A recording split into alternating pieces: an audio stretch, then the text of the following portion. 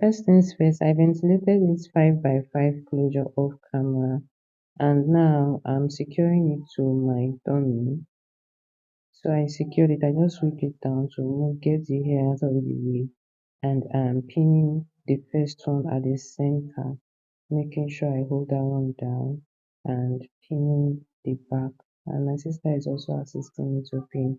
When it gets to this point, you should pin until you are comfortable that it's laying flat. Guys, I'm fast forwarding part of the video because I don't want this video to be up to an hour. But what I'm doing, I'll be explaining it as long as I could.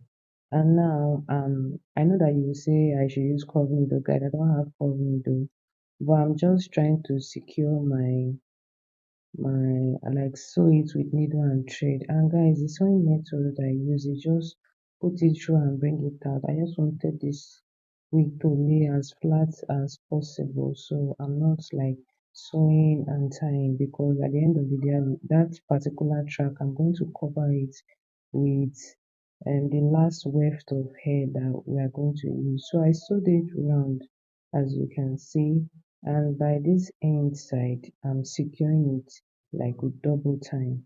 Guys, when you are tying, like sewing on top of the elastic band, you should just sew it on top of the material. Don't sew like both the elastic band together with your Swiss lace.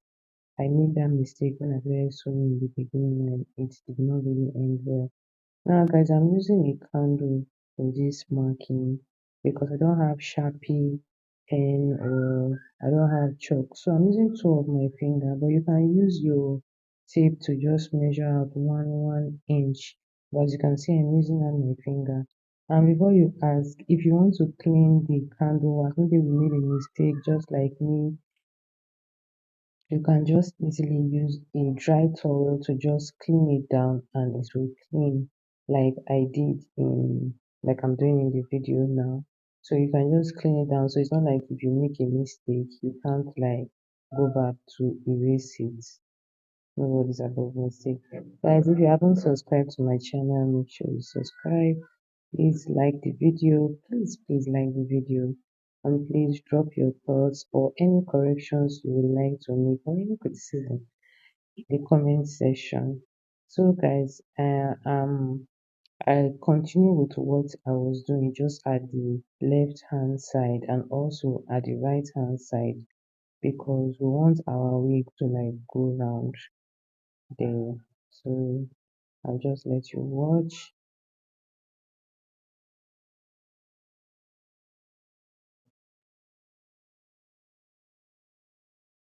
So it's very important that when you are like drawing it down, especially when it gets to the front, that you should be very conservative with the space.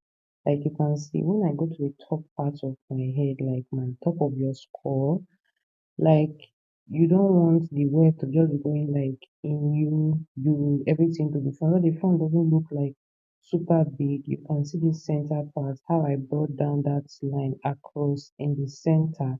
Yes, the one I just touched and following up. You can see that the line did not actually go all the way to the front. That's very important. Then the last weft is going to cover that our net we sewed down to our black cap, giving it extra security. Now I'm cutting out the black cap from the Swiss lace. It's very important you take your time doing this part because you can just slice your closure, and you know that closure takes hours and days to make. Guys, I make these closures for a fee, so if you are interested, make sure you drop a comment for me in the comment section. And yeah, this week is cooking down to why we are here, sewing with a sewing machine. Guys, I don't have a big industrial sewing machine. So I'm just using the manual sewing machine. So I'm going to assume that you already know how to use a sewing machine. If you don't, you can just check on YouTube. There are so many videos that will teach you how to use a sewing machine. So the part I'm going to start sewing is not from the part, it's from the folded part. Each wig has a part that is folded, like the way it is wrapped down. Just that folded part, that's where you start sewing from, so that it can remove like any gallop. If you start from the other side, it may not fall down to the middle. So I'm sewing, how will I say, I back stitch it so that it can have extra security. And guys, for this sewing part, it's a little bit tricky. This was my first time, but I already know how to use the sewing machine before.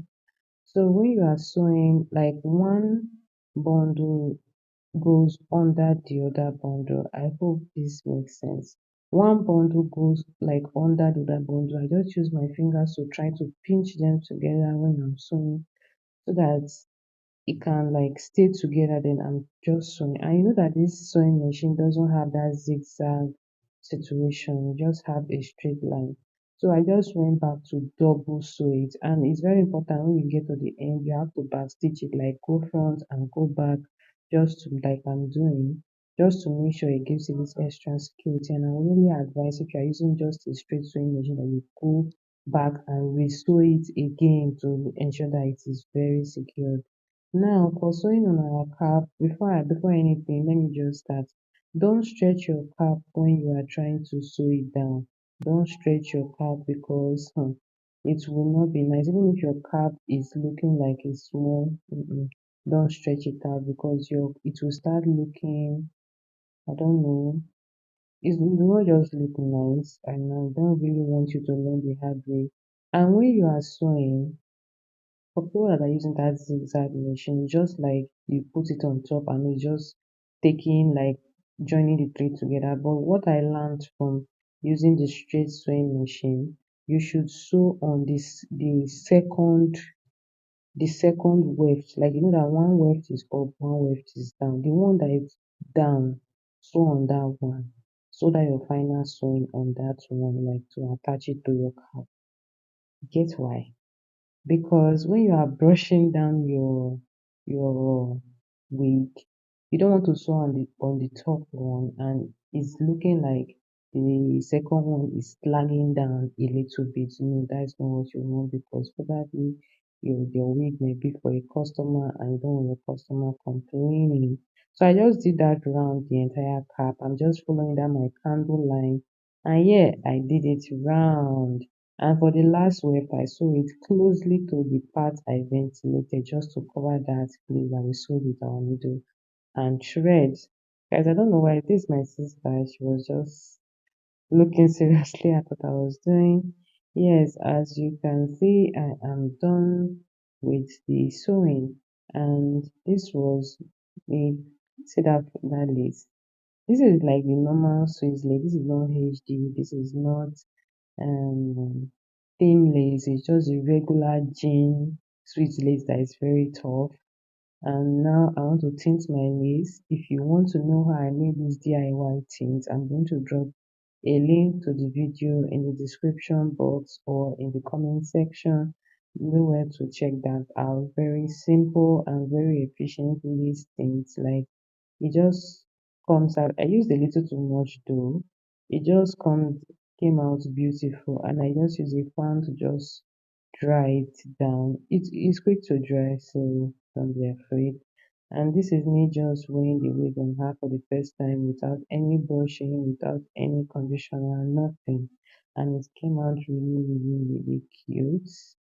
Yeah, this is a 5 by 5 closure by the way, but I did not really open up the closure very well. So it's looking more like a 2 by 5 or 2 by 6 closure.